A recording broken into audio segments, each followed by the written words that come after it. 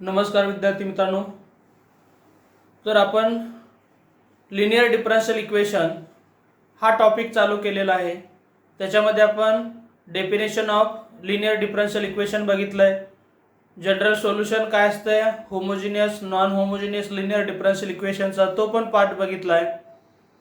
त्याच्यानंतर particular integral किंवा complementary function कसं काढायचं आहे, मग त्या कॉम्प्लिमेंटरी फंक्शनमध्ये रिअल आणि डिस्टिंक्ट, रिअल आणि रिपीटेड, कॉम्प्लेक्स रूट अशा पद्धतीने असतील तर त्याच्याशी रिलेटेड कॉम्प्लिमेंटरी फंक्शन काय असेल, हा पण कन्सेप्ट आपण सगळ्या कन्सेप्टचे प्रूफच्या माध्यमातून काय केलंय बघितलेलं आहे.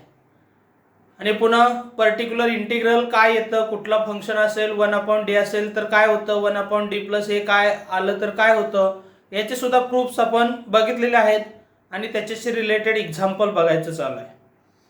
तर आपण आजच्या लेक्चरमध्ये काय बघणार आहे, पूर्णपणे जी आपली जनरल मेथड आहे त्या जनरल मेथडवरती काय करणार आहे, एक्झाम्पल बघणार आहे पूर्ण लेक्चर. तर बघूया काय आहे ती एक्झाम्पल. तर एक्झाम्पल आहे solve d2y/dx² plus dy/dx equal to 1/1 plus e⁻x. अशा प्रकारे हे एक्झाम्पल आहे. तर सोल्युशन मध्ये दिलेलं डिफरन्शियल इक्वेशन आहे असं लिहून घ्यावं लागेल.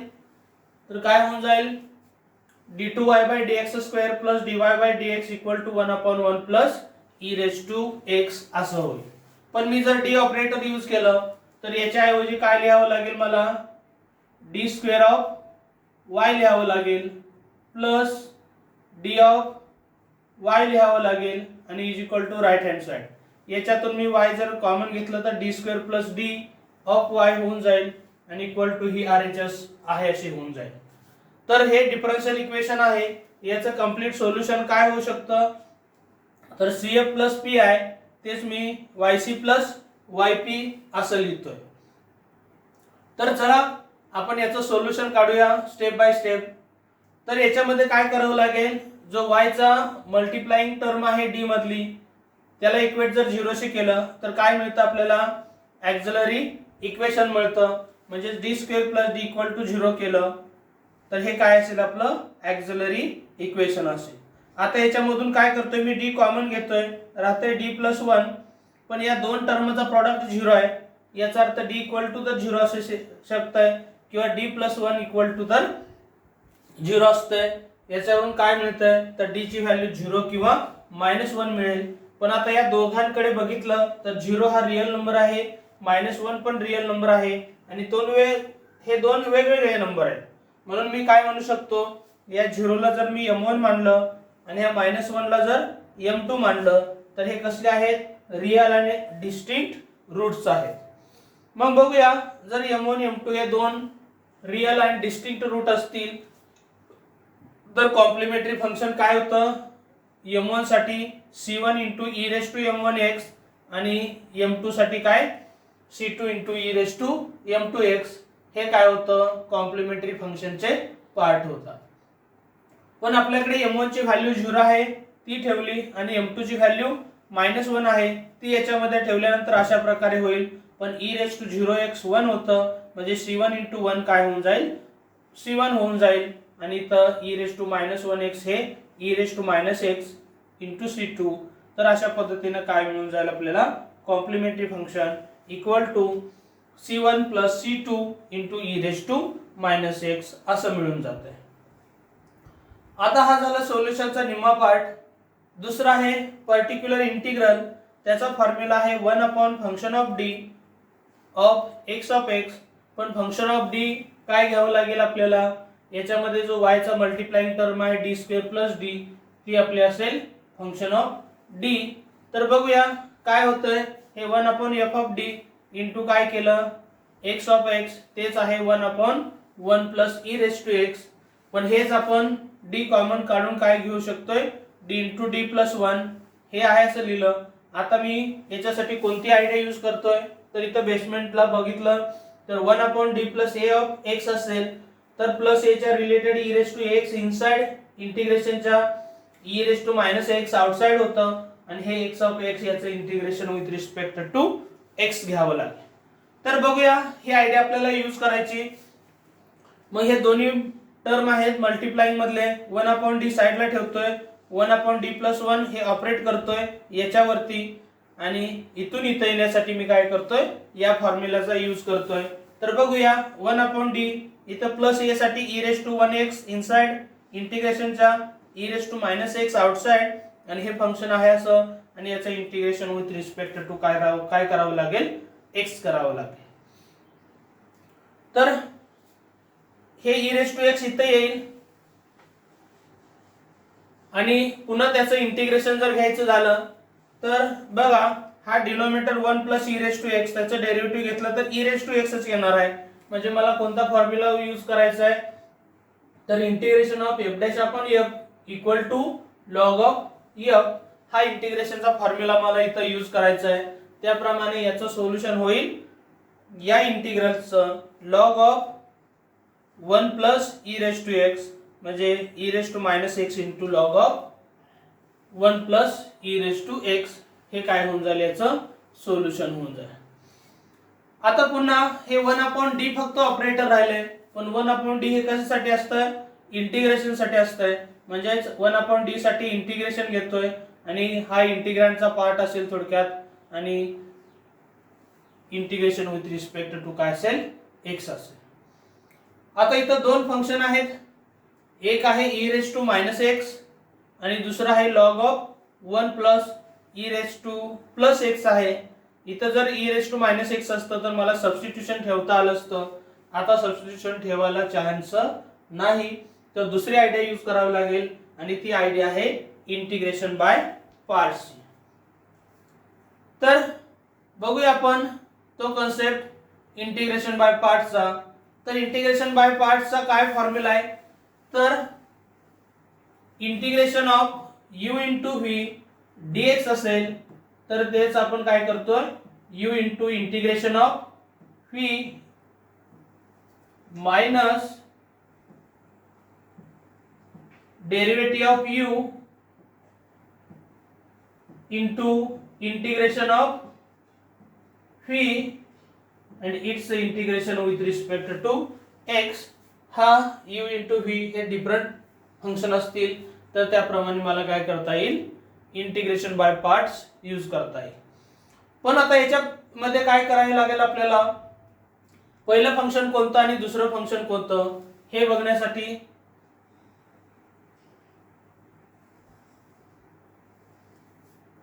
काय करतोय आपण LIAT जो रूल आहे त्या रूलचा यूज करू शकतोय. म्हणजे या LIAT मध्ये कुठले दोन फंक्शन आहेत बघा 5 पैकी आणि त्याच्यातलं पहिला येईल त्याला u मानणार आणि नंतरचं येईल त्याला v. तर l मध्ये लॉगॅरिथमिक बसतंय तर हे काय असेल आपल्यासाठी पहिलं फंक्शन u फंक्शन असेल आणि हे जे राहिले ते सेकंड फंक्शन ते असेल v फंक्शन. म्हणजे इंटिग्रेशन बाय पार्ट्स यूज करताना काय करणार आहे मी u ॲज इट इज म्हणजे log of 1 + e⁻x as it is into integration of v म्हणजे integration of v minus of हे इंटिग्रेशन u चं derivative with respect to x d/dx of u आणि इंटिग्रेशन ऑफ v आणि v आहे आपला e⁻x dx आणि पुन्हा त्याचं इंटिग्रेशन विथ रिस्पेक्ट टू काय घ्यायचंय x घ्यायचं. तर नेक्स्ट स्टेपला काय होईल हे आहे होईल e⁻x चे इंटिग्रेशन काय येऊन जाणार आहे e⁻x अपॉन -1 होणार आहे आणि हेच मी मायनस ऑफ e⁻x लिहिलं तरी काय वावगं ठरणार नाही. ठीक आहे. याचं डेरिव्हेटिव्ह काय होऊन जाईल log ऑफ f(x) चं डेरिव्हेटिव्ह 1/f(x) इंटू f' होतं. त्याप्रमाणे याचं डेरिव्हेटिव्ह होईल 1/1 + e⁻x into derivative of 1 + e⁻x चं काय होईल e⁻x होईल. तसंच याचं इंटिग्रेशन याच्यासारखंच e⁻x अपॉन -1 तेच तुम्ही काय लिहू शकताय मायनस ऑफ e⁻x लिहू शकताय. पण हे दोन्ही कशाचा पार्ट आहेत इंटिग्रँडचा पार्ट आहेत. मग बघूया काय होतंय नेक्स्ट स्टेपला. तर हे आहे असं ठेवलं v चं इंटिग्रेशन घेतलंय u चं हे डेरिव्हेटिव्ह आहे v चं इंटिग्रेशन आहे. पुन्हा हे सिंप्लिफाय करायचंय निगेटिव्ह साइन e⁻x ही लॉगची टर्म इथं काय होईल ई रेस टू एक्स आणि e raise to minus x 1 होतं आणि हे मायनस ऑफ मायनस प्लस झालं म्हणजे राहते फक्त 1/1 plus e raise to x हे इंटिग्रँड मध्ये राहील. आता पुढच्या स्टेप पासून हा जो पार्ट आहे असा कॅरी फॉरवर्ड होतोय.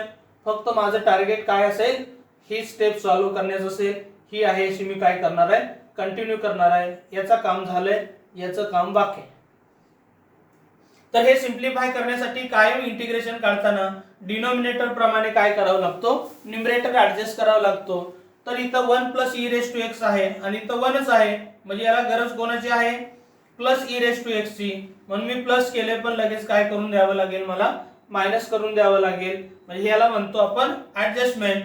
मग या 1 plus e raise to x ला याने सेपरेट डिवाइड केलं इथं आलंय minus e raise to x आहे त्याला पण काय केलं आपण डिवाइड केलं. पण इथं काय होऊन जाईल ह्या दोन्ही टर्म सेम असल्यामुळं कॅन्सल होतील म्हणजे 1 राहील इथं आणि ही टर्म आहे अशी राहून जाते. मग काय होणार आहे पुढच्या स्टेपला 1 प्लस ही टर्म केली पण पुन्हा आपण जर सेपरेट याचं इंटिग्रेशन घ्यावं लागेल ते x येईल. ही आहे अशी कॅरी फॉरवर्डच होणार आहे.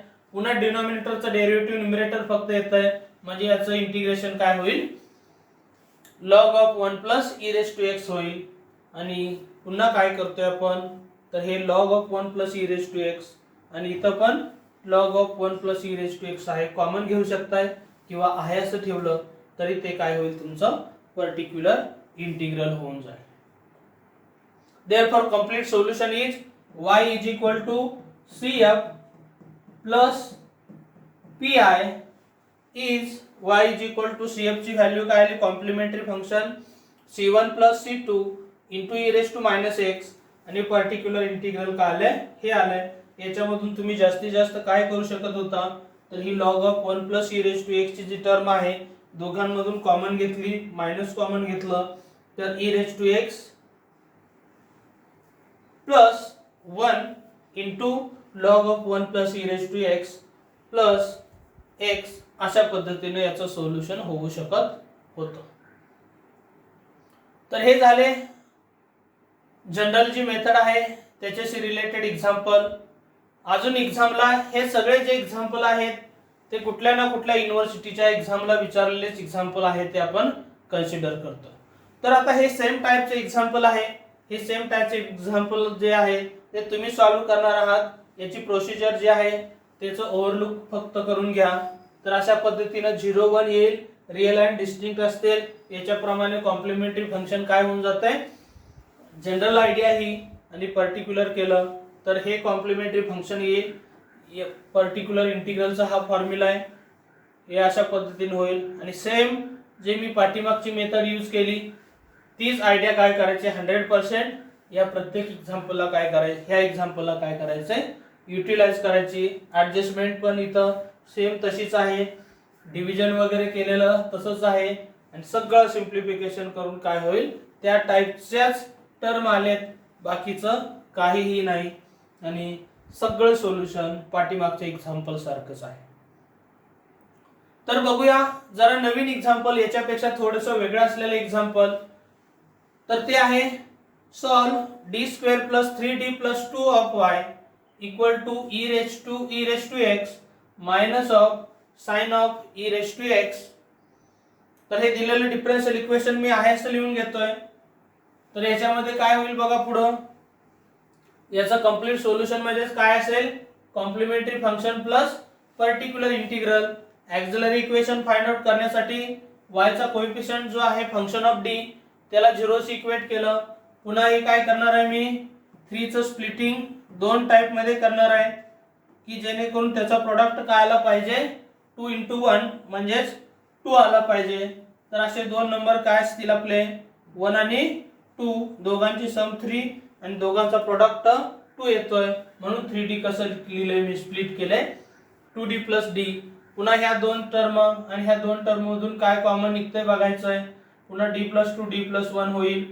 याचा प्रोडक्ट 0 याचा अर्थ d प्लस 2 इक्वल टू 0 असेल किंवा d प्लस 1 इक्वल टू 0 असेल.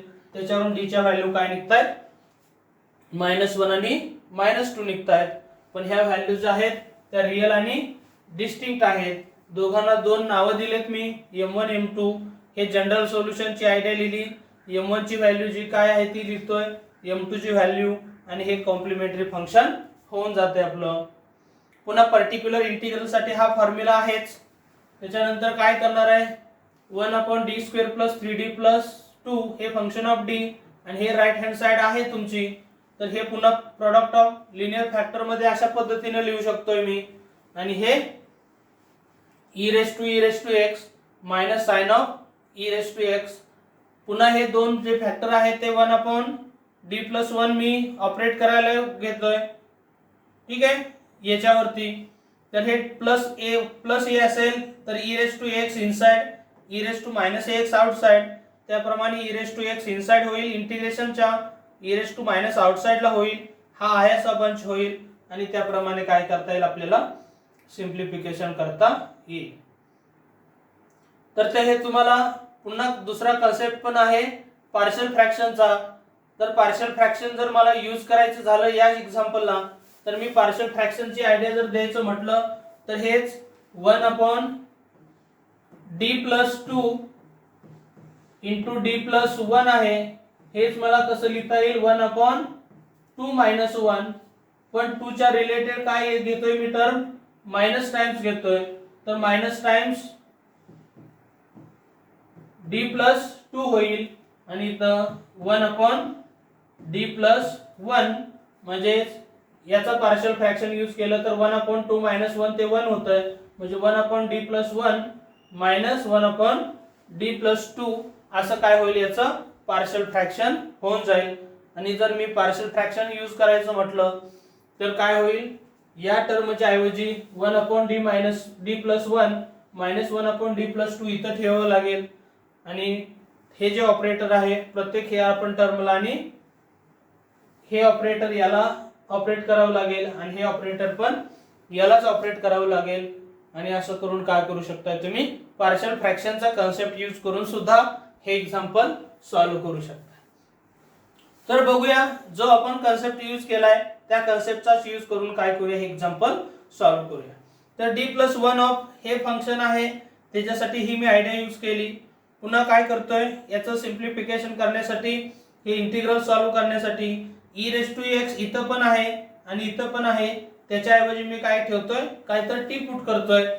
म्हणजे काय, e⁻x जर t पुट केलं तर e⁻x * dx काय होईल, dt होईल.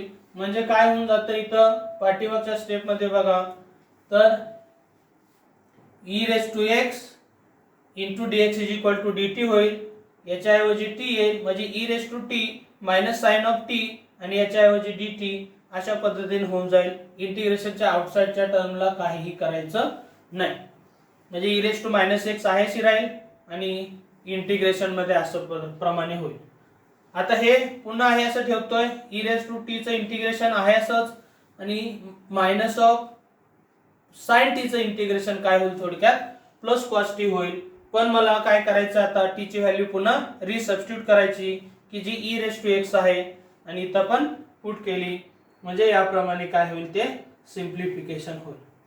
आता माझं दुसरं काम काय आहे, 1/d+2 ऑपरेट करायचं, पण +2 च्या रिलेटेड काय होईल, e⁻2x इनसाइड, e⁻−2x इंटिग्रेशनच्या आउटसाइड, आणि हा जो पार्ट आहे तो आहे असा, आणि याचं integration with respect to x होईल. पण आता सिंप्लिफिकेशन करताना मला काय करावं लागेल, लॉज ऑफ इंडायसेसचा विचार करून याची व्हॅल्यू पुन्हा काय करावी लागते, e⁻x होते, ती ठेवतोय मी, म्हणजे e⁻x इंटू पुन्हा पाठीमागचा पार्ट आहे तसंच येईल. मग इथं काय, पुन्हा हे e⁻x च्या ऐवजी जर मी दुसरं फंक्शन ठेवलं p समजा, तर काय होईल, e⁻x dx dp होईल, आणि पुन्हा आपल्याला काय, e⁻x इंटू dx ची व्हॅल्यू dp ठेवली, इथं e⁻p होईल, इथं आलं cos ऑफ p होईल, आउटसाइडच्याला काही करायचं नाही, आणि हे e⁻p चं इंटिग्रेशन आणि cos p चं इंटिग्रेशन, पण p ची व्हॅल्यू मी पुन्हा ठेवली, तर हेच काय होऊन जाईल, तुमचं पर्टिक्युलर इंटिग्रल होऊन जात आहे. तर कंप्लीट सोल्युशन म्हणजेच काय होऊन जाणार आहे आपलं, पुन्हा CF हा असेल, PI हा असेल, आणि हेच तुमचं काय होणार आहे, कंप्लीट सोल्युशन होऊन जाणार आहे. पुन्हा याच टाइपचे एक्झाम्पल दिले बघा, d² + 3d + 2y = e⁻x आणि अशाच टाइपचं आपण एक्झाम्पल सॉल्व्ह केलंय. त्याच्यामध्ये e⁻x -sin e⁻x होतं. तर हे एक्झाम्पल नुसतं ओव्हरलुक करा आणि तुम्ही तुमच्या बेसिस वरती पण सॉल्व्ह करू शकता. तर हे दिलेलं डिफरन्शियल इक्वेशन याचं सोल्युशन, जनरल सोल्युशन असं होईल. ऑक्झिलरी इक्वेशन या पद्धतीने होईल. हे जर फॅक्टराइज केलं तर d+1 * d+2 होतंय. त्याप्रमाणे याचे रूट्स काय होणार आहेत, -1 आणि -2 अशा पद्धतीने याचे रूट्स होणार आहेत. त्याच्यामुळं एकाला m1 एकाला m2 मानलं तर मला जनरल कॉम्प्लिमेंटरी फंक्शन साठी ही आयडिया यूज करावी लागेल. m1 ची आणि m2 ची व्हॅल्यू ठेवली तर कॉम्प्लिमेंटरी फंक्शन हे c1 e⁻x + c2 e⁻2x होऊन जाईल. पर्टिक्युलर इंटिग्रल साठी हा फॉर्म्युला यूज करतोय आपण. पण f(d) म्हणजेच काय असेल आपल्यासाठी, y चा मल्टिप्लायर टर्म ही जी असेल f(d) = 0 केले म्हणजेच f(d) हे आहे तर ते करावं लागेल. आणि पुन्हा राईट हँड साइड जी आहे ती x(x) म्हणजे हे असणार आहे. म्हणजेच हे पर्टिक्युलर इंटिग्रल जे आहे ते कसं लिहिता येईल आपल्याला, 1/d² + 3d + 2 e⁻x हे दोन फॅक्टर पाडले. पुन्हा काय करतोय, +1 साठी e⁻1x इनसाइड e⁻1x आउटसाइड आणि अशा पद्धतीने होईल. पुन्हा इथं मला सबस्टिट्यूशन ठेवावं लागतंय. e⁻x ला t त्याच्यावरून असं होईल आणि इंटिग्रल अशा पद्धतीने होऊन e⁻t चं इंटिग्रेशन e⁻t होईल. तर ते इथं लिहिलंय आणि रिसबस्टिट्यूशन केलं अशा पद्धतीने होईल.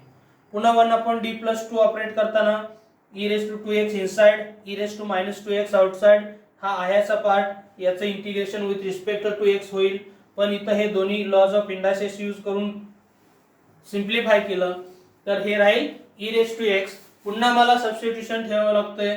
e⁻x = p, तेच e⁻x dx = dp होईल. आणि अशा पद्धतीने तुम्ही काय करू शकताय, याचं पर्टिक्युलर सोल्युशन काढू शकताय. तर याचं पर्टिक्युलर सोल्युशन जे आहे अशा पद्धतीने आहे. पण आपण एक तर एक्झाम्पल काय करायला पाहिजे, आता हे जी मेथड आहे तर मी काय करतोय, हेच एक्झाम्पल आपण पार्शियल फ्रॅक्शनचा यूज करून काय करणार आहे, समोर सॉल्व्ह करतो. तर पार्शियल फ्रॅक्शनचा यूज करताना आपल्याला अगोदर काय करावं लागेल, हा पार्ट आहे तो सिंप्लिफाय करावा लागतोय. तर या पार्ट मध्ये काय होऊन जाईल, हा पार्ट इक्वल टू 1 हे जे +2 आणि +1 आहे याचं सबट्रॅक्शन करून घेतोय, 2 - 1 होईल. पण हे जो नंबर सुरुवातीला आहे त्याच्याशी रिलेटेड फॅक्टर काय करून घ्यायचा आहे, मायनस टाइम्स तो फॅक्टर करून घ्यायचा आहे. आणि जे नंतर ना होतं त्याच्याशी रिलेटेड काय होईल, अगोदर होईल. तर इथं +1 आहे, इथं काय आहे, +2 आहे. तर हा झाला तुमचा 1 स्टेप पार्शियल फ्रॅक्शन. याची व्हॅल्यू पुन्हा 1 होते म्हणजे हेच मी फक्त d + 1 - 1/d + 2 असंच लिहू शकतो. म्हणजे पर्टिक्युलर इंटिग्रल जर मला लिहायचं असेल तर पर्टिक्युलर इंटिग्रल इक्वल टू काय लिहावं लागणार आहे, 1/d + 1 - 1/d + 2 ऑफ e⁻x असं लिहावं लागेल. आता हे ऑपरेटरचा बंच आहे, थोडक्यात हे दोघांवरती पण ऑपरेट करतोय. म्हणजेच काय होणार आहे हे, तर 1/d + 1 of e⁻x - 1/d + 2 of e⁻x अशा पद्धतीने हे होऊन जाईल. तर नेक्स्ट स्टेपला काय करावं लागेल मला,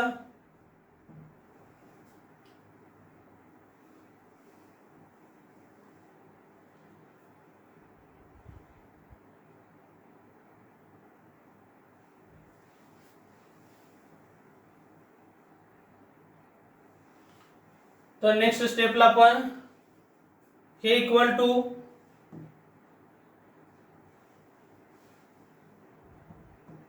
इक्वल टू काय होईल, याच्यासाठी मी फॉर्म्युला इकडे यूज करतोय साइडला. तर 1/d + a ऑफ x असेल तर काय होतंय प्लस याच्या related e raise to x inside, त्याप्रमाणे काय होईल e raise to minus x outside into x, इथं इंटिग्रेशन मध्ये इंटिग्रँड मध्ये आणि याचं integration with respect to x. अशा पद्धतीने ही आयडिया मला काय करावं लागेल यूज करावं लागेल डी प्लस ए साठी. तर बघूया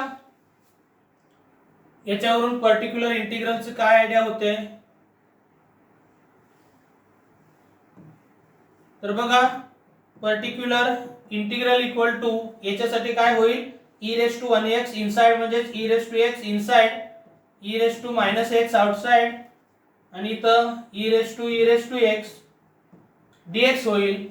याच्यासाठी पुन्हा काय करावं लागेल प्लस 2 आहे म्हणजे e raise to 2x inside, e raise to minus 2x outside आणि ई रेस टू x होईल आणि इथं integration with respect to x अशा पद्धतीने होईल.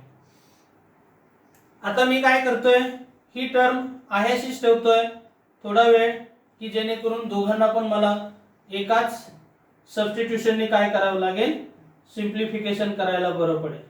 तर हे e raise to x dx minus e raise to minus 2x आणि इथं ई रेस टू 2x कसं लिहिता येईल मला e raise to x bracket square लिहिता येतंय आणि हे e raise to x dx अशा पद्धतीने होईल.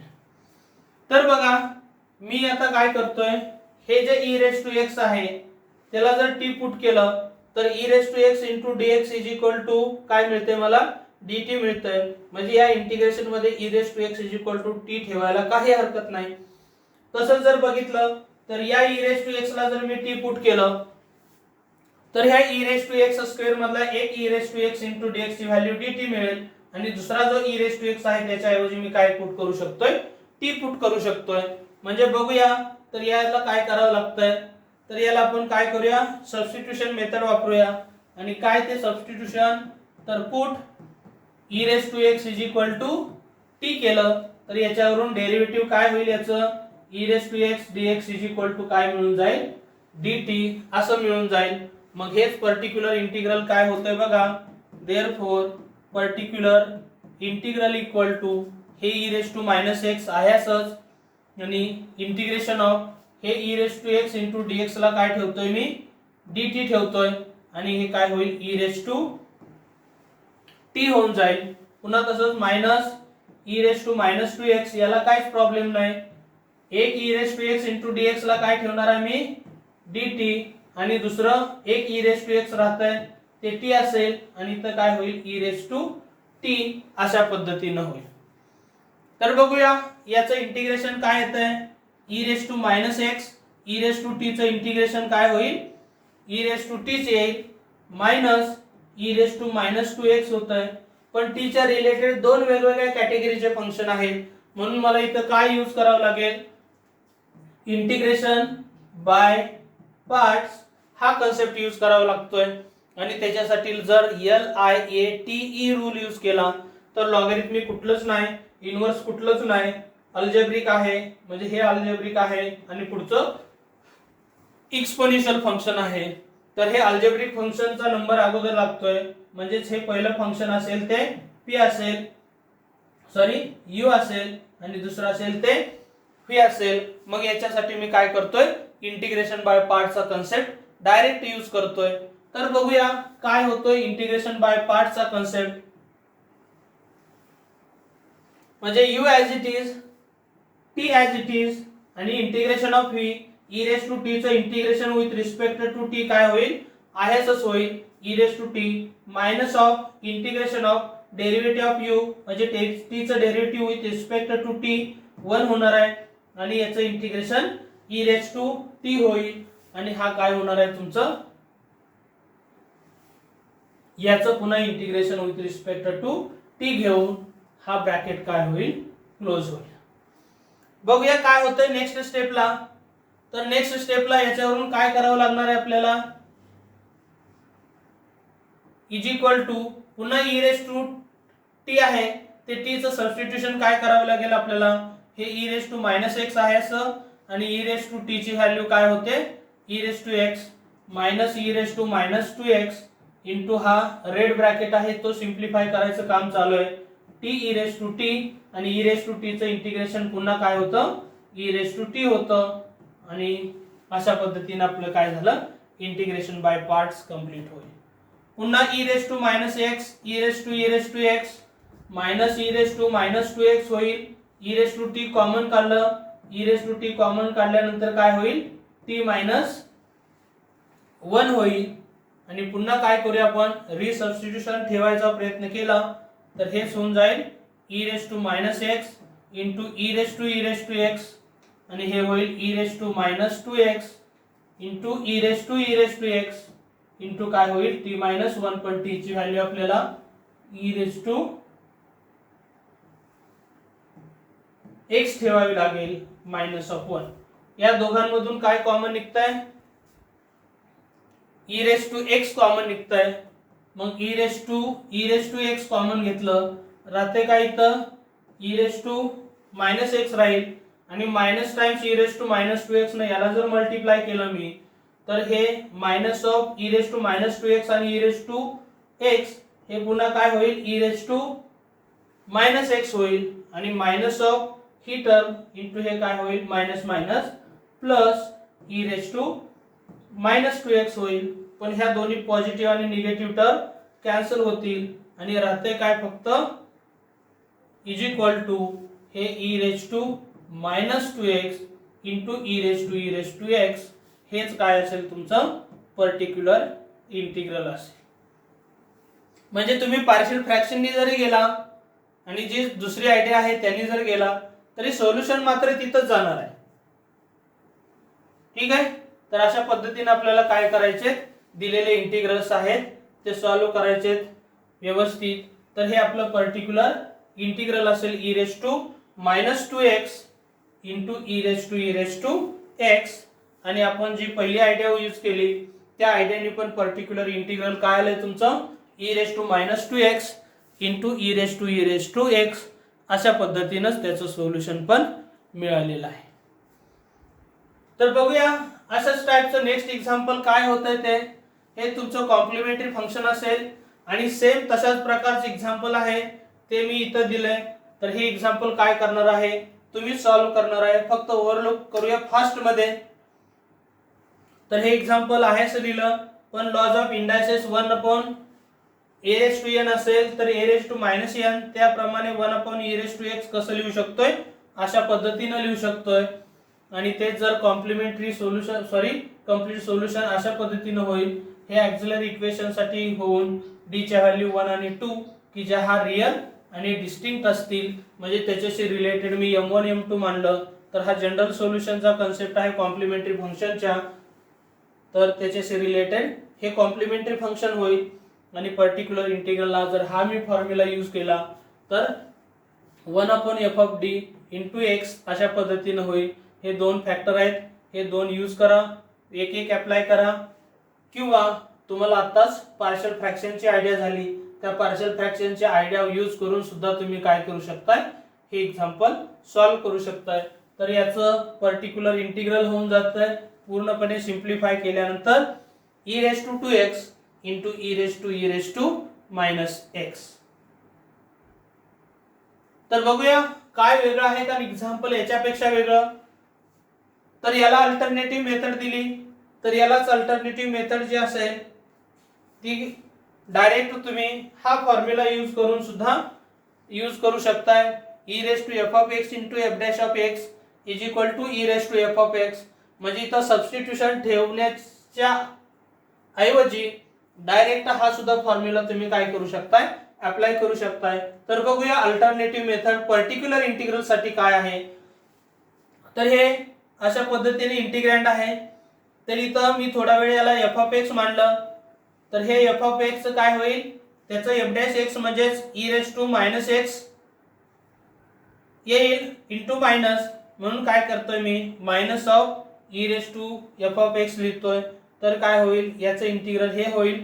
पुन्हा हे मायनस डायरेक्ट आउटसाइडला घेतलं आणि पुन्हा जर मी डी मायनस 2 चा जे डिनॉमिनेटरचा ऑपरेटर आहे तो यूज करण्याचा प्रयत्न केला तर e raise to minus 2x inside e raise to plus 2x outside या पद्धतीने होईल. पुन्हा याचं सिम्प्लिफिकेशन असं होईल आणि पुन्हा जर मी हा फॉर्म्युला यूज केला तर याचं इंटिग्रेशन काय होत आहे, minus of e raise to minus x होऊन जाईल आणि अशा पद्धतीने काय होईल, पर्टिक्युलर इंटिग्रल मिळेल. पण पर्टिक्युलर इंटिग्रल पुन्हा चेंज झालेलं नाही, ते काय आहे ते फिक्सच राहिलं दुसरी अल्टरनेटिव्ह मेथड यूज केली तर. किंवा पुन्हा तुम्ही तिसरी आयडिया यूज करू शकता पार्शियल फ्रॅक्शनची, आणि जर तीही आयडिया यूज केली तर त्याही आयडियाने तुम्हाला काय होऊन जाणार आहे, हे सोल्युशन मिळणार आहे की कुठल्याही आयडियाने सॉल्व्ह केलेलं. तर बघा नेक्स्ट एक्झाम्पल पुन्हा हे याच टाइप मधलं आहे. म्हणजे हे एक्झाम्पल काय करतोय मी पूर्णपणे स्किप करून टाकतोय. तर ही आयडिया पुन्हा तुम्ही हे फॉर्म्युले यूज करून काय केलेत, हे एक्झाम्पल सॉल्व्ह केलेत. तर अशा पद्धतीने तुम्ही काय करू शकताय, जी आपली जनरल मेथड आहे त्या जनरल मेथडने कुठलेही एक्झाम्पल आहे ते सॉल्व्ह करू शकताय. तर नेक्स्ट लेक्चरला आपण शॉर्टकट मेथड बघणार आहे आणि प्रत्येक लेक्चरला एक एक शॉर्टकट मेथड बघणार आहे. पण त्या पूर्णपणे शॉर्टकट मेथडचं प्रूफ कसं आलं, particular integral e raise to x असेल तर काय डी चं रिप्लेसमेंट एच का करतो, त्याच्यासह तुम्हाला प्रूफ सह काय मिळणार आहे, शॉर्टकट मेथडचे एक्झाम्पल्स पण मिळणार आहे. तर हे व्हिडिओ तुम्ही प्लीज लाईक करा, कमेंट करायला विसरू नका, मित्रांशी शेअर पण करा. आणि जो आपला YouTube वरचा चॅनल आहे तो चॅनल RSN मॅथ्स आहे, तर या चॅनलला सबस्क्राईब करायला विसरू नका की जेणेकरून आपल्याला लाईव्ह स्ट्रीमिंग चालू करणार आहे थोड्याच दिवसात सगळ्यांसाठी फ्री ऑफ कॉस्ट. तर लवकरात लवकर आपले 1000 सबस्क्रायबर झाले की आपण काय करणार आहे, RSN मॅथ्स वरती लाईव्ह स्ट्रीमिंग तुम्हाला दररोज 1 तास लाईव्ह स्ट्रीमिंगचा सेशन ठेवतोय. तर हा जो चॅनल आहे YouTube वरती तो सबस्क्राईब करायला विसरू नका आणि नोटिफिकेशन बेल आयकॉन बटन आहे ते पण प्रेस करा की जेणेकरून मी दररोज किंवा 2 दिवसातून 2 व्हिडिओ टाकेन, ते तुम्हाला लगेच तुम्हाला नोटिफिकेशन जर मिळालं तर ते व्हिडिओ बघायला मिळतील. प्लस मी पुन्हा RSN मॅथच्या माध्यमातून तुमच्यासाठी पीडीएफच्या नोट्स घेऊन आलोय पीडीएफ फॉर्मॅट मध्ये. तर त्याच्यासाठी तुम्हाला पुन्हा काय करावं लागेल, RSN मॅथ्स हे प्ले स्टोर वरती सर्च केलं की ऍप येईल आणि त्याच्यामध्ये पुन्हा तुम्हाला काय करता येईल, या पीडीएफच्या फॉर्म मध्ये या नोट्स ऍक्सेस करता येतील.